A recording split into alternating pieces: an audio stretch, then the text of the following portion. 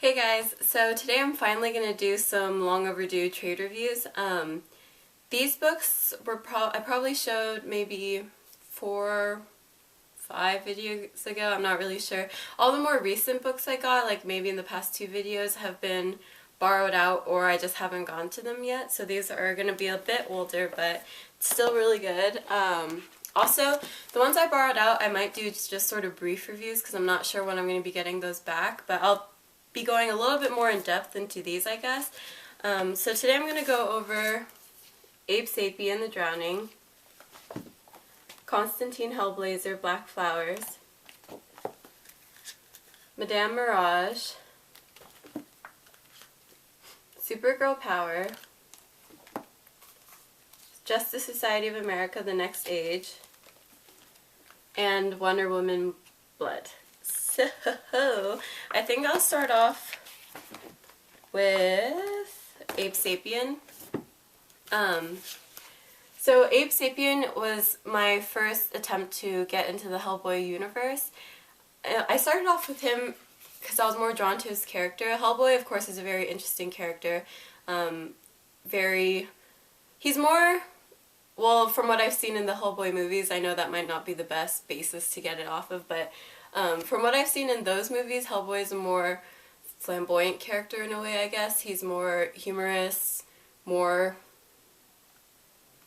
gutsy, I guess, and Abe Sapien seemed like more intellectual, more sort of, I don't know, I was going to say classical, but I guess that isn't exactly the word I'm looking for. He just seems like a more intellectual kind of random creature. I don't know. I found his character more interesting, basically. And his cerebral side is really reflected in this book. So in this trade, it's his first solo mission into the field. He's sort of a field rookie in this one. Hellboy's missing, I think, in this book. He just sort of disappeared. So they send Abe Sapien to go retrieve a dagger that once belonged to a warlock, and the dagger is underwater somewhere off of the coast of a small French island. So of course, this being a Hellboy book, a Mike Mignola, I think that's how you pronounce his name. Of course, it's not going to be as easy as you want it to be. A sea witch shows up, like mummified warlocks, or one warlock actually just shows up, and 5 creepy little monk dudes show up, and just a whole lot of voodoo magic ensues. So, as I mentioned, Abe Sapien's sort of a more intellectual character, which is really reflected in this book because this is definitely one of the more cerebral books I've come across. You really have to pay attention to what's going on to really enjoy the story. And I guess I should have expected this. In a Hellboy book, I'm assuming that there's a ton of action, a lot of fighting scenes, because that sort of seems to be the kind of character he is. I might be mistaken, but just based loosely off of the movies. While in this book, you really have to understand the story and the history of this island where everything's occurring to really enjoy the kind of battles that are going on that are not only physical battles. Of course, Abe Sapien has to fight things like this gigantic sea serpent kind of thing, but you have to understand the story and the history of the island to really see what kind of moral battles are going on, especially within these people and what they did to deserve this kind of violence. So overall, I really enjoyed this. It had a lot of dark magic kind of aspects, and these are my favorite kinds of things. Well, to read about. I don't practice any dark magic or anything. Basically, I really enjoyed this book overall. If you are into creepy things and dark magic and... Sorry, I just read another page.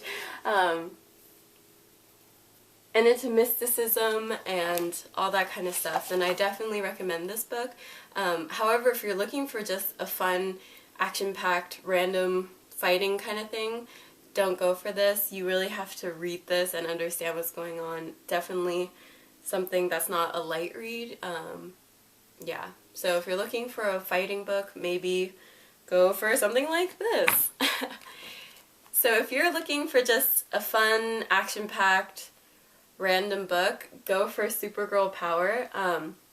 I really enjoyed this book. Although the storyline wasn't the strongest, it was just a fun read. So in this book, it takes place after Kara is taken off of Themyscira, and she's just sort of exploring who she is and everyone around her. Awesome Starfire picture, by the way. But of course, there's an underlying story going on. Lex Luthor is watching her, and at the end he attempts to defeat her, but of course it's not as easy as it sounds. So in this book, it's a light read for sure, but if you enjoy Supergirl the character, if you enjoy this kind of art style, which I really liked, then this book is definitely something you should go for. She meets a whole bunch of characters in the DC universe. She meets the Teen Titans, she meets the Outsiders, she meets Batman, Superman, Lex Luthor, Hawkman, pretty much just a whole bunch of people. And then in this book, at the end, her origins are sort of not really revealed. She sort of decides whether or not she believes it.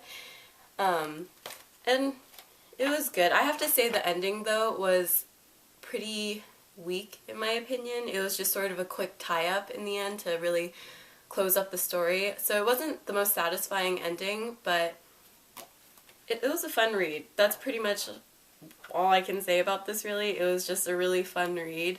I like, again, as I mentioned when I first got this book, I like books where they bring a lot of different characters in as long as the story is tight, I guess. But this story wasn't as rounded out as I would have liked, but it was enough to go along with all the different characters and all the different things Kara's going through. So that's Supergirl Power. Next, I'll go over Constantine Hellblazer, Black Flowers. So this is my first Constantine book.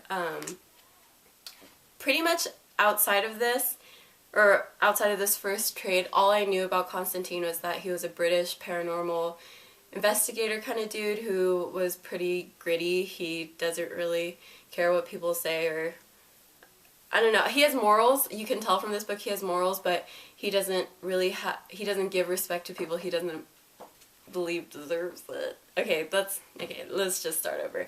So in this book, basically Constantine is being threatened. Well, not necessarily specifically Constantine, but the world is being threatened by the release of these demons from a gate that was in an asylum. And of course Constantine's the only one who's really understanding what's going on and trying to prevent these kinds of things. And although Constantine is this paranormal kind of investigator guy, he doesn't really have any heroic powers that you would see in people in like the Justice League or Justice Society. He's just sort of, he relies on his brain and everything he knows about dark magic to really survive and to combat these kinds of dark forces, which is really cool because he usually uses wit to defeat demons. Like in this scene, he brings these demons to the Liverpool station, I think, which used to be the site of an asylum, and the asylum had a chapel in it, so it's holy ground, so automatically the demons get what's that word? Exorcised. So that kind of aspect of Constantine is really cool. I liked seeing him use his brain rather than just pure brawn to defeat these even more horrific kind of creatures. So that was cool. I don't know if you can hear that, but that's my family cheering on the 49ers downstairs. But yeah, and also what was really awesome about this book was Swamp Thing made an appearance a few times, and although it's obvious that Swamp Thing and Constantine don't have the best relationship, they both sort of deal with each other and help each other for the sake of the world, pretty much. So based off of this, I think I want to dive into Swamp Thing as well, just to see his kind of history and to really tie it into the relationship he has with Constantine, which is why still I want to get Justice League Dark and Swamp Thing But yeah, I was really interested by Swamp Thing from this and by John Constantine, so I also picked up a new John Constantine book over the weekend, last weekend. So I'll probably be doing a review of that. But overall, this book, again, not necessarily as cerebral as Abe Sapien was, but this book, you still have to understand what's going on. It's not a light read. It's not something you can just flip through and understand what's going on. You have to read this from cover to cover because everything ties in. Even though there's different little stories going on, everything's tying in for this overarching storyline. So that's awesome. And there's a lot of different kind of, again, like Abe Sapien, there's a lot of kind of religious things going on. For example, he's trying to find the Garden of Eden in this book, which apparently is not kind of a lush paradise we all thought. I forgot where exactly it's located, but it's located in the desert. These mystical people who sort of hate him. But, well, that seems to be another thing. Everyone seems to hate Constantine. But, yeah. Here's another picture of Swamp Thing that I thought was really cool. So, again, I'm not really knowledgeable in Swamp Thing universe, I guess. But I thought it was cool because he can take on any kind of plant form that he wants. So another thing that really interested me, I've always been into the kind of elemental things, I guess you would say. When I was little, I would tell people what sign they are, like whether they're a fire sign or if they're a water sign, those kinds of things. So this is definitely a book I recommend, again, to maybe the same kind of following that Abe Sapien has. People who are more interested in dark paranormal things and aren't afraid to see really nasty kind of things. In this book, John Constantine is definitely not fighting typical kind of creatures. He's fighting really mischievous demons and people who aren't afraid to do really gross things. Yeah, so I enjoyed it. I'm going to be reading my next John Constantine, and if I come across more, I'll probably just pick it up. So yeah, I've also been hearing a lot of random things about the New 52 Constantine. People really enjoy him in Justice League Dark, apparently, but not in his own series. So I don't know if I'll be picking up his own series, but I'm definitely going to try to get Justice League Dark just to see him and Zatanna interact because I like them. So, on to the next story. As opposed to the kind of wit that Constantine used to defeat his characters, in this book, Madame Mirage, it's a lot of violence, a lot of fighting, which I wasn't expecting. When I first picked this book up, I was thinking that it was kind of a magically based book, I guess. I thought that well, based off of what I read, the summaries I read before I got this, I thought she had powers too, like teleporting, mind reading, all those kinds of things. But what you find out is that the powers in this book are technology based. So they said that in future years humanity is going to create more technology that enhances people physically, and to the point where people become kind of superheroes in themselves. They develop these powers because they have these technology things on them. For example, one girl in here has these nails that are like metal-ish, but apparently anyone who touches them or if she scratches someone, they're automatically dead. So that's the kind of superpowers they have in here, but what happens is that people with these technology powers become too powerful. It started off as a really kind of idyllic kind of basis where people wanted people to have these technology-based powers to defend. Pretty much the kind of superhero thing that I'm sure a lot of people dream of, protecting, using their powers to defeat evil, etc., etc. But of course, there has to be villains. There has to be villains to heroes. So people started using the technology to murder, start wars, rob, all those kinds of things. So eventually the world decided that it's better to ban these kinds of things. So all the superhero people, of course, they have extremely righteous morals, so they turn themselves in, so they're all in prison. But the villains, however, go and create, they sort of become mercenaries, I guess. And there's one particular group of them called the Aggressive Solutions that are assassins for hire, pretty much. So Madame Mirage is trying to take down this assassin for hire with her sister Harper.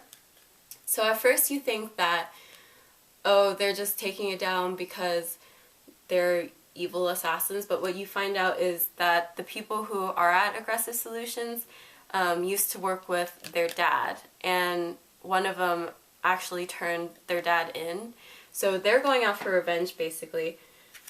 But that's where you think the twist ends, but not so much, because then you find out that Harper and her sister are one person, pretty much. So her sister was killed by the Aggressive Solutions, and Harper's the brains of the project, so she created technology to sort of bring her sister back to life, in a sense. Technology that has her, sort of her sister's soul in it.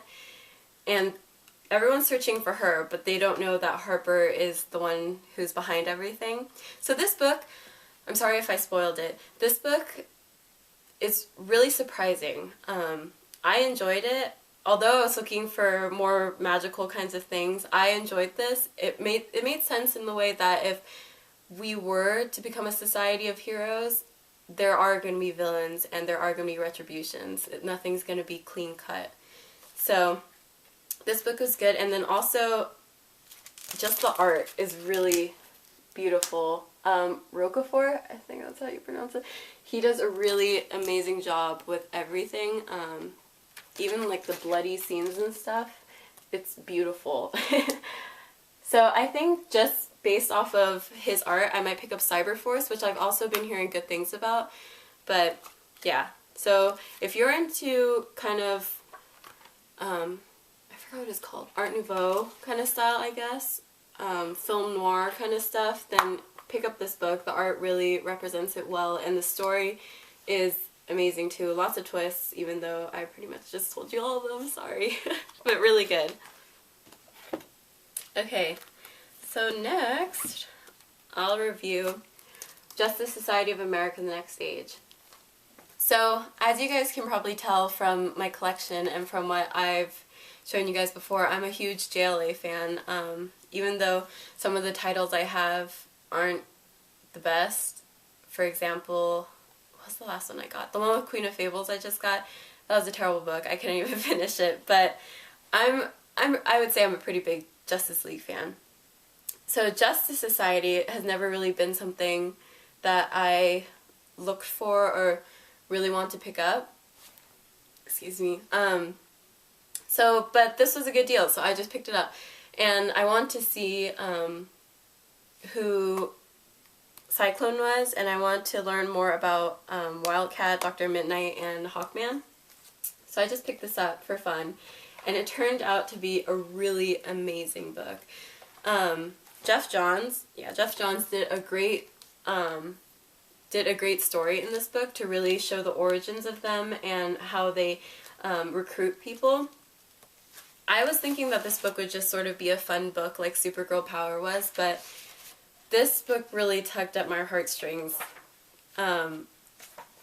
Okay, not to get all over the place, but so basically in the storyline they're trying to recruit people, but of course it isn't gonna be that easy. So they fight these Nazis at one point. This story is just crazy. You know it's a Jeff Johns story when he does crazy stuff like putting Nazi superheroes, well, they're not superheroes, supervillains, Nazi supervillains in a family picnic. That's when you know it's a Jeff Johns story. But of course, if I were to take those two concepts and try to make a story, it would probably turn out horrible. But the way Jeff Johns does it is just very interesting, and also it was just so sad. Okay, let me try to find it.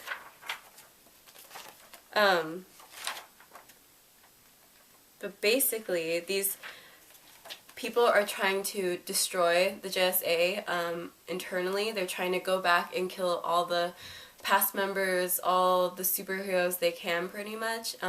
Not only just trying to kill them, but trying to kill their family. They're trying to exterminate the entire superhero community pretty much.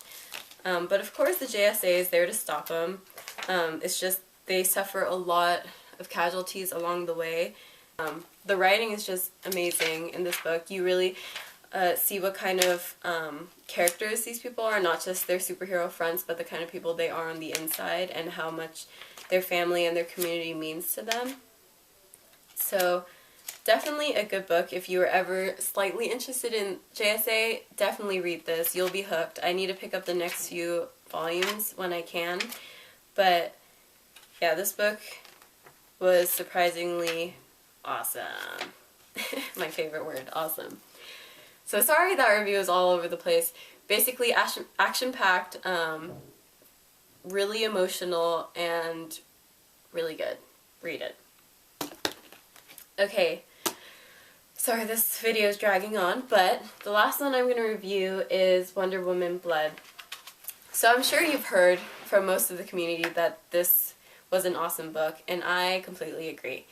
This book, I've never been too much of a Wonder Woman fan. Of course I enjoyed her again in JLA and whatever kind of Trinity things she's been doing with Superman and Batman. So reading a story by herself, seeing the kind of things she deals with on Paradise Island and the kind of things she deals with being this kind of Amazonian princess was awesome, especially seeing the different gods she has to deal with.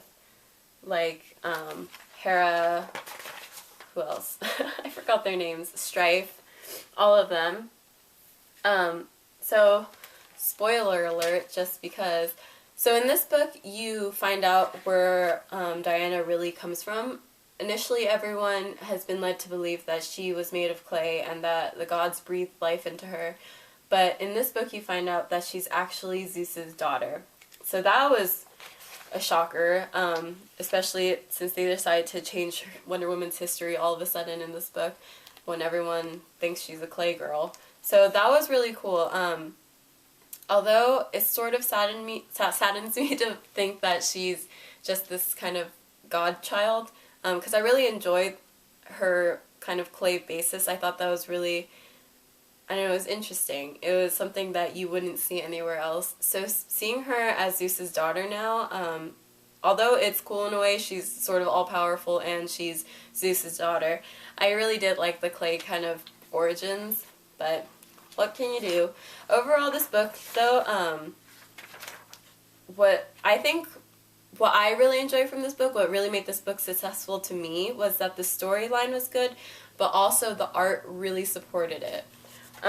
Cliff Chiang did an awesome job. His story, or his art, really told the story itself, and it just really fit the kind of